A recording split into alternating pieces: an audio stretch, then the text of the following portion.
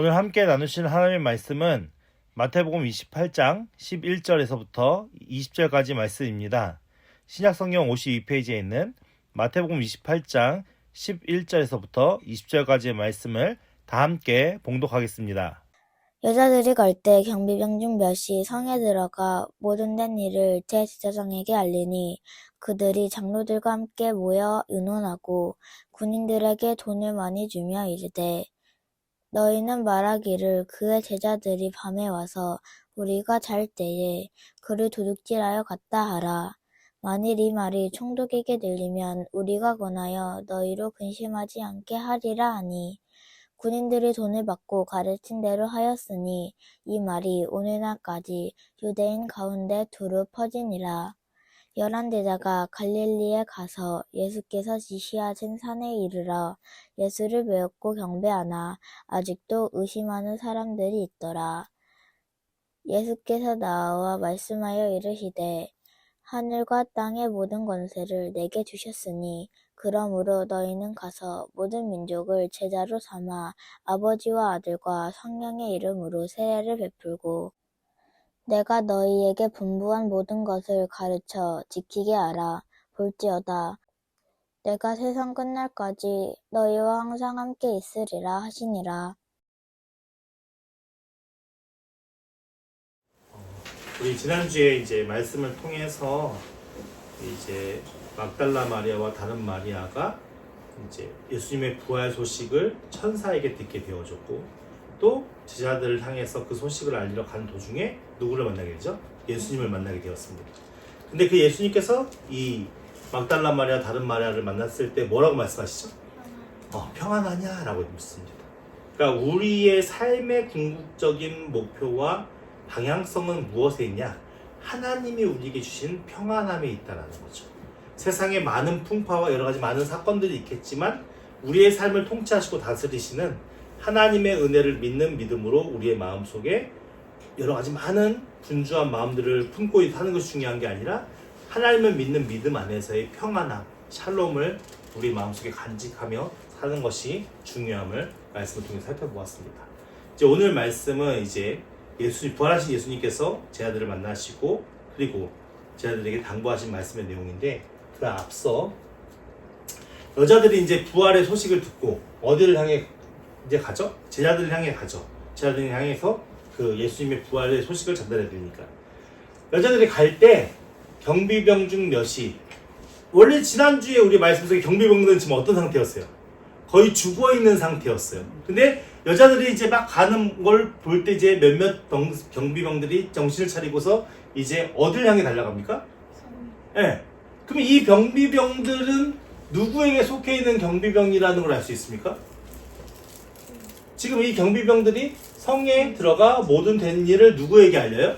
대제사장. 그러니까 이 경비병들은 결국 대제사장에 속한 경비병이라는 걸 알 수 있죠. 만약에 빌라도에게 속한 경비병이었다면 어떻게 했을까요? 누가 향해 달려갔을까요? 자신의 상관인 빌라도에게 가서 보고를 해야겠죠. 대장에. 그러니까 이 경비병들은 대제사장들에게 속한 경비병이었기 때문에 그 무덤을 더 철저하게 지켰을까요? 그냥 느슨하게 지키고 있었을까요? 네, 더 철저하게 지켰을 거예요. 왜냐하면 대제사장들이 정말 강력하게 꼭 이렇게 이런 일이 벌어지면 안 된다라고 이야기했으니까. 근데 그럼에도 불구하고 누가 나타난 거예요? 천사가. 그랬으니까 이 경비병들의 입장에서는 더 혼비백산하고 더 힘들고 어려운 그런 상황 속에 있었을 것입니다. 그때에 이제 이 경비병들이 이제 그 모든 된 일들을 대제사장에게 알리러 갔어요. 그래서 말했죠. 이제 그들이 대제사장과 장로들이 함께 모여서 의논을 했어요. 의논을 해서 내린 결론이 뭡니까? 받아들여요? 아니요. 절대 받아들이지 않아요. 그 사실을 그 예수님 그리스도가 부활하신 그 사건에 천사들이 나타나서 얘기한 그 모든 것들을 다 들었음에도 불구하고 그 사건을 받아들이지 않아요. 끝까지 원하면 그들의 목적과 이익을 달성하기 위해서 거짓을 꾸며냅니다. 그것이 인간이 가진 죄성이라는 거예요. 우리는 우리의 죄가 드러나는 그 시점에 우리가 죄를 인정하는 게 쉽냐? 그렇지 않다는 거예요. 우리의 죄는 끊임없이 우리가 지은 죄에 대한 것을 덮으려고 하고 그것을 인정하지 않으려고 하는 우리의 죄된 속성이 있다는 걸 알 수 있습니다. 그러니까 그들이 그렇게 자신들이 잘못한 일에 대해서 명확하게 증거가 나타났음에도 불구하고 어떡합니까? 수습하죠, 그걸. 그래서 자신들이 메시아를 죽인 게 되면 안 되니까, 자신들이 하나님의 뜻을 거스린 자들이 되면 안 되니까. 그러니까 이 사람들의 마음속에는 하나님이 중요한 게 아니에요. 누구의 시선이 중요한 거예요? 백성들의 시선이 중요한 거예요. 왜냐하면 지금 자신들이 누리는 모든 것은 누가 주는 거예요? 백성들을 토대로 해서 받고 있는 거예요. 사람들의 시선이에요. 이들이 하나님의 시선을 의식하고 하나님의 마음을 알았다면, 하나님의 그 뜻을 알았다면 어떻게 했을까요? 회개해야죠. 그 백성들에게 알려줬어야죠. 근데 이들은 그러면 안 되거든요. 왜? 그러면 자신들의 모든 지금까지 누렸던 영예와 부귀와 영화와 그 모든 것을 한순간에 다 내려놔야 되니까. 그렇기 때문에 결국엔 무엇을 하냐? 군인에게 돈을 주고 매수해서 이르되 너희는 말하기를 그의 제자들이 밤에 와서 우리가 잘 때 그를 도둑질하여 갔다. 이게 말이 됩니까? 아니, 문이 이렇게 살짝 열면 열리는 무덤 문이 아니잖아요. 누가 훔쳐갈까봐 단단히 고정시켜놓은 문이었어요. 근데 그 문을 제자들이 자는, 그 병사들이 자는 사이에 조용히 문을 열고 그걸 훔쳐가는 거는 사실은 거의 불가능한 일이죠. 왜냐면 돌이 동그란 원형의 무덤 돌 문이라고 했었을 때 그 돌이 굴러가는 소리가 날 거 아니에요. 그죠? 그리고 만약에 네모나게 박혀있는 돌문이라면 그 문을 빼냈을 때 소리가 날 거 아니에요. 근데 그런 걸 전혀 모르고 잠을 잤다? 그러면은 이 경비병들은 자신들이 무덤을 지키려는 의지가 없이 그냥 잠만 잤다는 얘기밖에 안 되잖아요. 그러면은 잠만 잤다는 이 얘기에는 직무유기가 있는 거고요. 못 들었다는 그 얘기 속에서는 자신들의 근무태만 있는 거예요. 그런데 그 병병들이 우리가 자는 사이에 훔쳐갔습니다 라고 얘기하면 지금 누가 잘못된 거예요? 훔쳐간 사람이 잘못된 거예요? 지키고 있는 사람이 잘못된 거예요? 지키고 있는 사람이 잘못된 거잖아요. 그럼에도 불구하고 이렇게 증언하는 이유가 뭡니까? 돈을 받았잖아요. 자신들이 돈을 받았잖아요. 사실은 이렇게 해서 시신이 없었다, 예수의 시신이 없었다? 누구 책임이에요? 경비병들 책임이에요. 그럼에도 불구하고 이들이 이렇게 고백하는 이유는 뭡니까? 돈 때문이거든요. 그러니까 우리 인간들은 물질 앞에서, 돈 앞에서 얼마든지 진실을 왜곡되게 표현하고 왜곡된 의미로 나타나고, 그리고 그런 모습 속에서 그것이 맞다라고 거짓 증언할 수 있는 우리의 연약함이 이 안에 담겨져 있는 거죠. 사실은 이들이 정말 바른 가치관에 속해 있는 경비병들이었다면 돈을 받고 이렇게 거짓 증언을 하면 안 되는 거죠. 그리고 14절 말씀에 만일 이 말이 누구에게 들리면? 네, 총독에게 들리면 누가 책임을 받는 거예요? 그 병사들이, 경비병들이 책임을 지게 되어 있잖아요. 지금 모든 상황 속에 지키고 있는 병사들이 지키지 못했으니 시신이 훔쳐갔는데, 근데 그 훔쳐가게 된 계기가 뭐예요? 본인들이 잠들어서 그렇다고 했거든요. 그러니까 그 모든 책임들은 지금 누구한테 있는 거예요? 경비병들한테 있는 거예요. 근데 경비병들이 그렇게까지 얘기한 이유는 자신이 거기에 상응하는 충분한 물질적인 대가를 받기 때문에 거짓 증언을 하는 거잖아요. 그러니까 이 일이 총독에 들어가서 자신들이 피해를 받게 되면 누가 해결해 준다는 거예요? 대제사장과 그 장로들이 우리가 권하여 너희로 근심하지 않게, 너희가 걱정할 필요 없게 우리가 다 해결해 줄게, 이 얘기를 믿고 그 일을 벌린 거죠. 그러니까 사실을 사실대로 말할 수 있는 것도 은혜인 거예요. 정직하게 얘기할 수 있는 것도 은혜인 거예요. 우리가 사실은 우리 안에 있는 죄성은 끊임없이 죄를 그 죄를 덮기 위해 또 다른 죄를 만들어내고, 이 죄를 덮기 위해 또 다른 죄를 만들어내고, 이런 과정 속에 삶을 살아가고 있기 때문에 우리가 정직을 행하면서 정직하게 삶을 살아간다? 이게 쉬운 일이 아닌 거예요. 이스라엘 사회 속에서도 한 사람이 정직을 이야기해서 만약에 예를 들어서 예수를 주를 믿는다 고백을 했다면 어떤 삶이 된다고요? 그 지역에서 살 수 없는, 왜냐면은 장사를 할 수도 없고요, 물건을 팔 수도 없고요, 자기가 집을 거주할 집을 구할 수도 없고요, 모든 그 사회에서 매장당하는 거예요. 그러니까 생각해보세요. 우리가 오늘 살고 있는 세상에서 매장당한다, 살 수 있어요? 그거에 대한 우리 두려움이죠. 근데 실상 우리가 예수를 믿고 하나님이 모든 만물의 통치자시고 우리의 모든 것을 다스리시는 주관자이신 주다라고 믿는다면 우리는 세상 사람들이 우리를 등지는 것을 두려워할까요? 그러니까 우리는 결론적으로는 이런 일들이 벌어지고 자행되는 근본적인 원인이 무엇이냐? 하나님을 믿지 않는 거예요.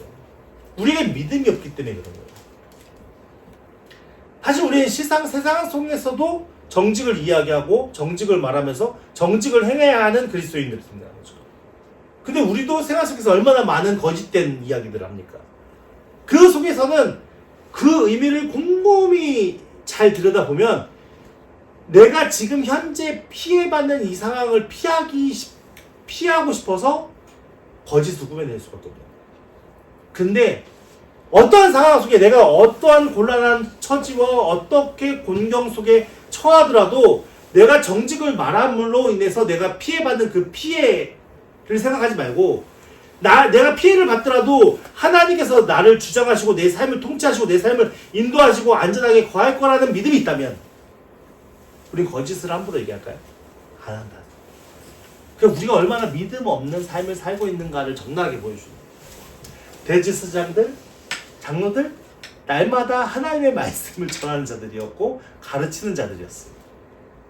그러니까 이게 하나님의 말씀을 아는 것과 행하는 건 전혀 다른 문제라는 거예요. 우리가 이제 조금 뒤에 살펴보면 예수님께서 이제 마지막 제자들에게 말씀하신 그 내용의 모습을 보면은 너무 적나라하게 대조되는 것을 볼 수 있어요. 자, 보십시오. 이렇게 해서 자신들의 일을 무마시키고 싶었어요. 그래서 군인들이 돈을 받고 가르친 대로 하였으니 이 말이 언제? 오늘날까지. 그러니까 저희가 신학교에서 이 복음서의 내용을 배울 때 가장 먼저 이제 예수님의 이제 부활 사건에 대해서 이제 이스라엘 성들이 믿지 않는 이유 중에 하나가 이 이야기예요. 제자들이 시신을 훔쳐갔다. 그러니까 그것이 오늘날까지도 그들 사회와 문화 속에서 이야기가 되는 거예요. 그래서 예수님은 부활하신 존재가 아닌 거예요. 그러니까 부활하신 존재가 아니니까 당연히 메시아가 될 수 있을까요? 못 될까요? 못 되는 거예요. 그래서 뭐 어떤 설에 의하면은 뭐 프랑스로 뭐 가셔서 프랑스의 왕족이 됐다는 얘기 있고 이제 여러 가지 많은 썰들이 있죠. 이게 되게 어려운 게 뭐냐면 오늘날 같은 경우에도 우리가 동명이인들이 세상에 많잖아요. 시대에 따라서 인기 있는 이름들이 있잖아요. 많이 쓰는 이름. 이 당시에도 예수라는 이름이 예수님 한 사람에게 있었던 건 아니거든요. 그러니까 그 시대에 무덤들이 있을 거 아니에요. 무덤들이. 오늘날 같은 경우도 공동묘지가 있잖아요. 우리가. 공동묘지 보면은 묘비에 이름이 적혀 있잖아요. 마찬가지로 이스라엘 무덤 속에서도 이름이 적혀 있거든요. 근데 그 이름들 속에 예수라는 이름이 너무 많은 거야. 그러니까는 그게 어느 게 진짜 예수님의 무덤일까라는 것을 찾기도 어렵고, 근데 어느 것이 진짜 예수님의 무덤이냐라고 확인하기도 어려운 상황인 거죠.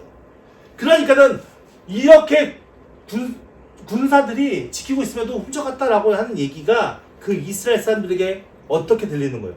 아, 그럴 수도 있어 라고 들리는 거예요. 근데 그 이후에 예수님을 믿었던, 예수를 따랐던 그 제자들이 거짓에 목숨을 걸겠냐고요. 자신들의 거짓에 자신의 인생을 바치겠냐고요. 그러니까는 성경에 보면 제자들 중에서도 순교당하는 제자들이 있잖아요. 끝까지 부인하지 않고 그런 사람들의 모습을 보면서 아, 이게 진짜 부활이다라고 믿었던 사람들이 예수님의 구원의 은혜에 참여할 수 있는 자들이 되었고, 끝까지 부정하고 끝까지 인정하지 않고 끝까지 배반했던 사람들은 결국은 하나님의 구원의 은혜에 참여하지 못하게 되었겠죠. 근데 이게 그 당시에만 있었던 일이 아니라 오늘날까지도 유대인들은 그렇게 믿는 사람들이 많이 있다는 거죠. 16절 말씀에 이제 11 제자가 갈릴리에 가서 어디요? 예수께서 지시하신 산에 이르렀대요. 그러니까 소식을 들은 거죠. 그러니까 막달라 마리아와 다른 마리아에게 의해서 예수님이 부활하셨다는 소식을 듣고 지금 어디를 가는 거예요? 그 전에 예전에 예수님께서 살아생전에 야, 나중에 여기에 모여 라고 했던 그 명했던 산, 그 지시하신 산이 정확하게 어디인지는 나오지 않아요. 근데 중요한 핵심은 뭐냐? 이 문장에서 가장 중요한 핵심 단어가 뭐냐면 산이에요. 산. 왜 산이 중요하냐? 이스라엘 백성들이 처음으로 하나님의 율법을 받았던 곳이 어디죠? 시내산이에요. 시내산. 그러니까 이 산은 어떤 의미를 담고 있나? 하나님께서 이스라엘을 만나주시고 그들과 함께 언약을 세운 장소란 말이에요. 그러니까 예수님께서 지시하신 산으로 오라라고 명령하신 이유는 이 글을 읽는 독자인 유대인 이스라엘 사람들이 봤었을 때 새로운 예수님과 하나님에 대한 언약인가? 라는 의식이 그들 머릿속에 새겨질 수 있는 거죠. 그래서 유대인들에게 이 산에 담고 있는 의미는 우리가 일반적으로 그냥 모여 하나의 장소의 개념이 아닌 거예요. 그곳은 하나님의 임재하시는 곳이고 하나님의 말씀이 있는 곳이고 하나님의 약속이 주어진 그 의미가 이 산에 같이 담겨져 있는 거예요. 그러니까 그 산에서 일어났을 때 예수를 배웠고 경배하나 아직도 어떤 사람들이 있어요? 의심하는 거예요. 왜냐면은요, 지금도 누가 부활했다라고 얘기한다면 믿을까요? 더 안 믿겠죠. 이 시대보다 더 안 믿을 거예요. 왜냐면 지금은 과학이 더 발전되어지면서 사람들의 사고에 뭐가 가득 차 있죠? 이성, 윤리, 도덕 이게 가득 차 있잖아요. 과학적인 사고. 근데 이 당시만 해도 예수님 당시만 해도 과학적인 사고가 그렇게 많지 않았잖아요. 그들에게. 그러니까 신적인 능력으로 부활했어라고 했을 때 아마 지금보다 훨씬 더 믿을 수 있는 확률이 높았을 거예요. 그러니까 어떤 사람들은 의심하지 않고 어떤 사람은 의심했다라고 표현을 하죠. 오늘날 같으면 다 의심했겠죠? 만약에 다 의심해서 진짠가 하고 보러 간 사람들이 많았을 거예요. 만약에 모였다고 했을 때.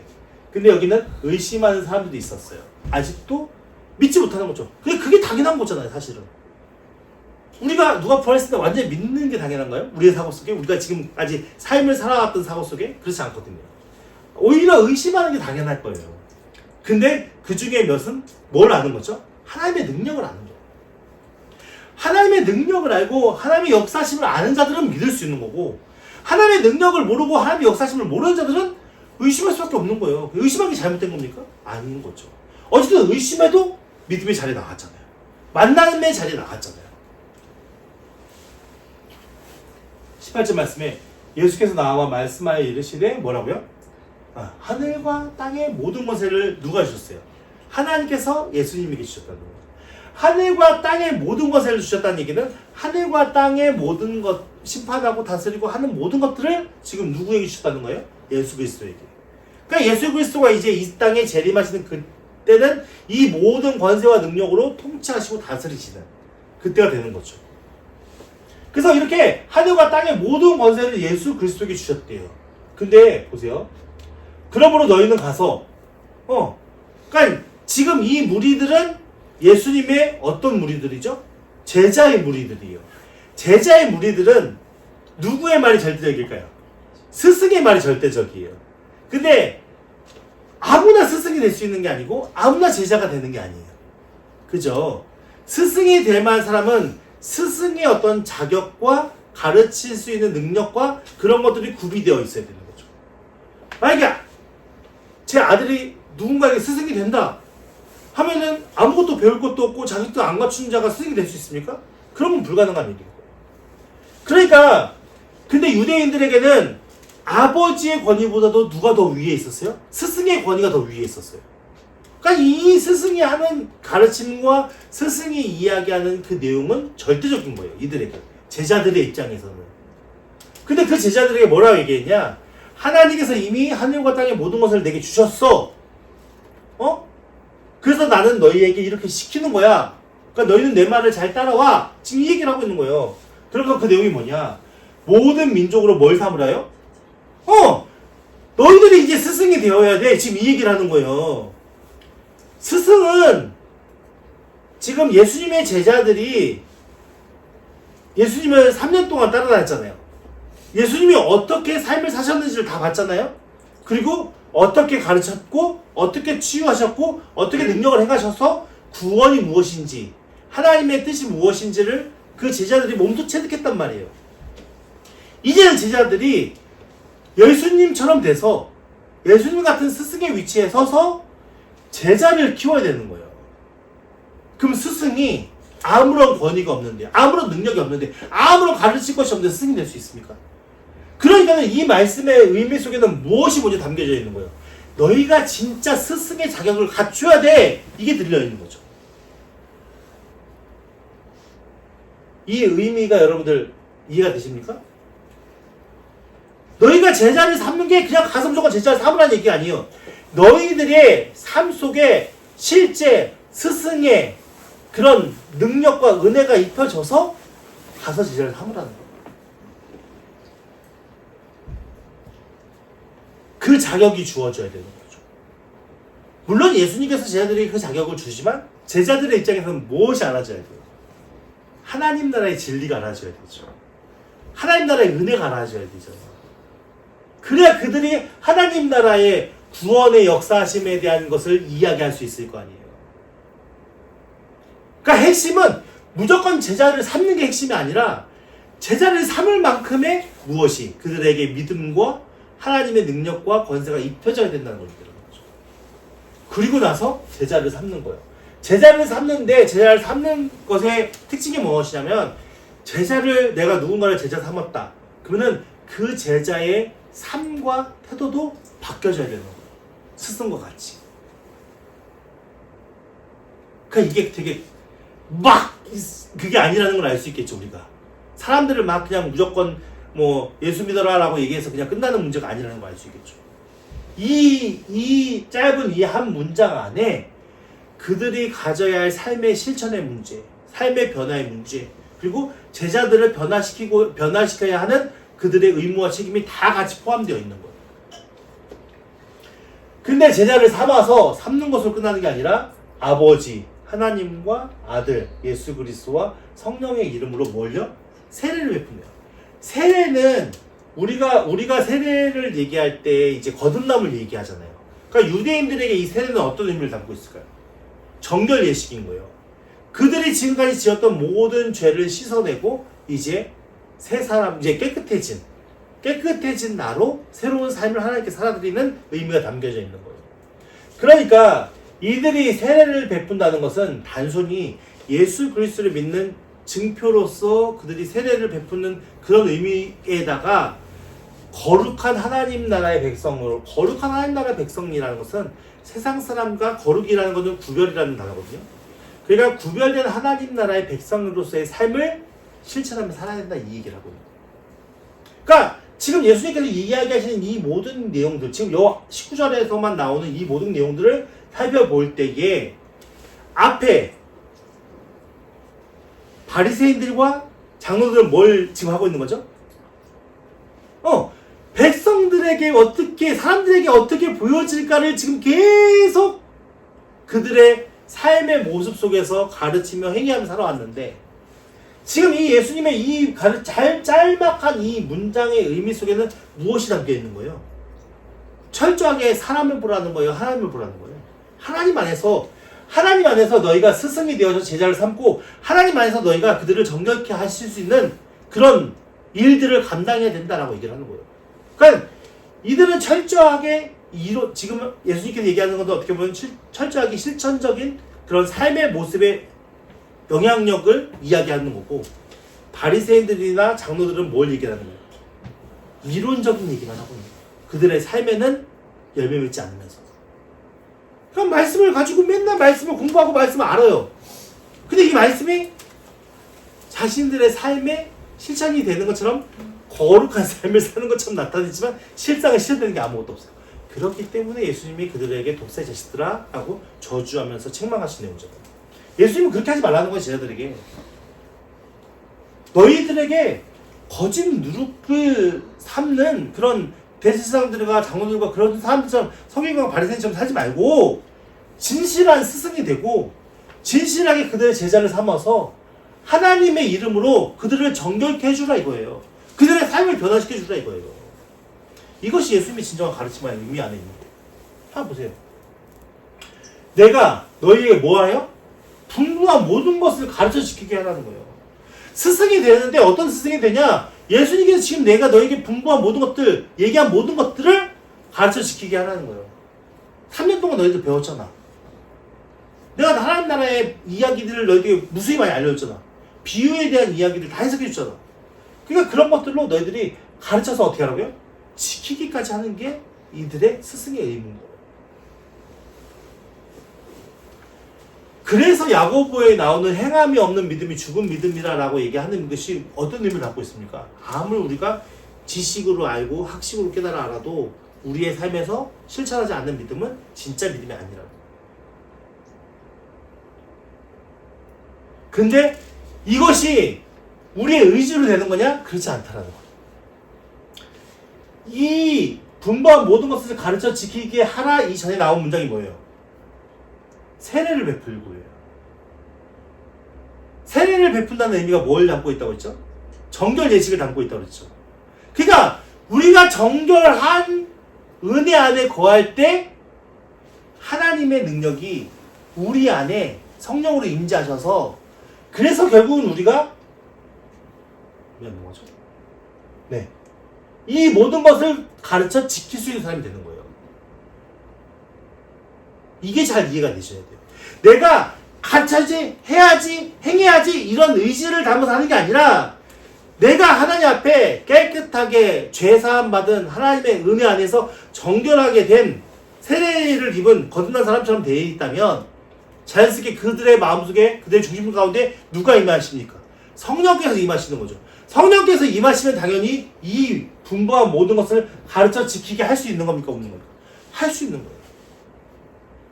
그러니까 이 모든 방법은 너희들의 의지를 위해서 하는 것이 아니라 무엇을 통해서 하나님의 능력을 입어서 행해야 한다라고 얘기하는 거예요. 많은 바리새인들은 그 중간이 없어요. 세례를 베풀고가 없어요. 세례를 베풀 때 세례를 베푼 사람들이 죄인이 세례를 베푸니까? 아니잖아요. 그래서 우리가 가져야 할 것은 무엇이냐면 내 안에 정결한 하나님의 성령이 우리 안에 거하셔서 그 성령께서 우리 가운데 역사하시는 은혜를 쫓아서 우리가 하나님의 제자로서 예수님의 제자로서 또 다른 제자를 양산하기 위한 스승으로서 우리 자신을 세우고 또 그런 일들에 대해서 동참하며 살아가는 것이 우리의 삶의 목표라는 것을 우리가 알 수 있겠죠. 그래서 제일 우선은 뭡니까?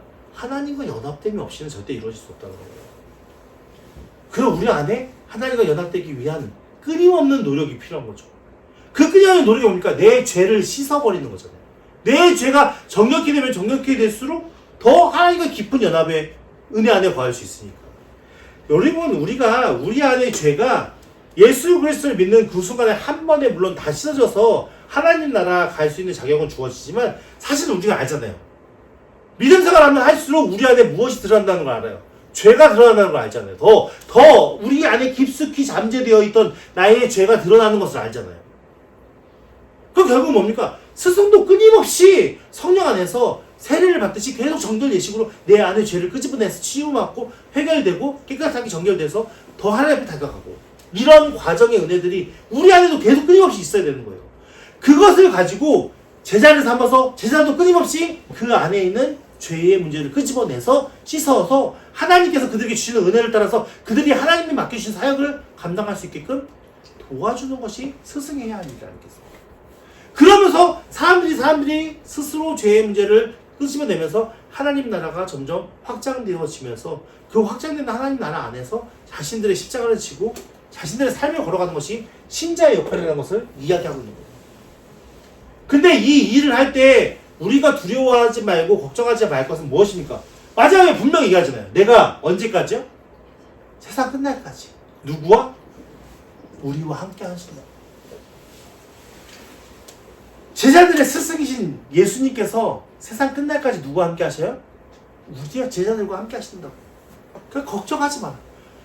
스승에게는 끊임없이 제자들에게는 끊임없이 예수님께서 가르치시고 양육하시고 훈련시키시고 세우실 것이고, 그 스승된 우리는 또 우리 제자들에게 열심히 그 사랑과 그 은혜를 가르쳐주고 알려주면서 또 믿음의 사람들로 세워가면 되는 것이고, 이것이 계속 끊임없이 오늘날까지 이루어져서 우리까지 오게 된 거예요. 2000년이 넘은 세월 동안.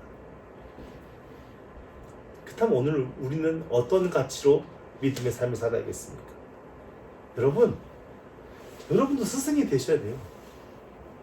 여러분도 제자를 삼으셔야 돼요. 목회자만 세례를 주는 게 아니고 진짜 여러분들을 통해서 여러분들의 삶의 영역 속에 진짜 여러분들의 제자, 하나님의 믿음의 사람들이 한 사람 한 사람 세워진다면 단순히 구원받는 걸로 끝나는 역할을 얘기하는 게 아니에요. 스승의 역할은 구원받은 자, 구원으로 인도된 자가 또 스승이 되기 위한 자질과 자격과 믿음의 은혜와 역사하심을 하나님의 능력과 그런 걸 경험하고 체험하기 위해서 또 끊임없이 그들에게 우리가 섬기고 도와주고 사랑해주고 그런 과정들이 우리의 삶 속에서 이루어져야 하는 거죠. 제자는 무조건 나보다 어린 자가 아니잖아요. 신앙 안에서 우리 안에서 스승보다 나이 많은 제자가 없었겠습니까? 스승보다 나이 많은 제자도 있을 거예요. 우리가 신앙 안에서 믿음 안에서 우리의 믿음의 조언과 도움이 필요한 자들에게 우리가 찾아가서 그들을 제자 삼는 거예요. 제자가 찾아오는 게 아니라 제자를 삼으라고 그러잖아요. 우리가 찾아다니는 거예요. 그래서 이 예수님의 이런 말씀의 내용들이 우리가 삶 가운데 잘 녹아지고 실천되어 있을 수 있다면 우리의 삶에 더욱더 하나님 나라의 그런 확장과 풍성함이 우리를 통해서 이루어질 수 있는 거죠. 여러분들 그냥 단순히 예수님께서 이 모든 민족을 제할 삼아 아버지 아들과 성령의 이름으로 세례를 빌고 내가 너에게 분부한 모든 것을 가르쳐 지키게 하라 볼지라도 내가 세상 끝날까지 너희와 항상 함께 있으리라. 이것이 한번 곰곰이 묵상해 보세요. 어떤 의미인지 들으시는지. 제가 여러분들에게 지금 말씀드린 이 내용만이 전부라 생각하지 마시고 하나님 안에서 이 두 구절의 말씀의 의미를 더 깊이 묵상해 보세요. 그러면 거기 안에 더 풍성한 하나님의 은혜가 여러분들에게 놀라운 능력으로 다가올 줄 믿습니다. 우리는 예수님의 제자이기도 하지만 또 다른 제자의 스승이기도 합니다. 그래서 우리 자신 스스로가 더 깊이 하나님을 만나고 더 깊이 하나님의 은혜를 체험하면서 그렇게 우리 제자들에게 더 믿음의 귀한 은혜를 끼칠 수 있는 섬기는 자들이 될 수 있기를 예수님의 이름으로 축원합니다.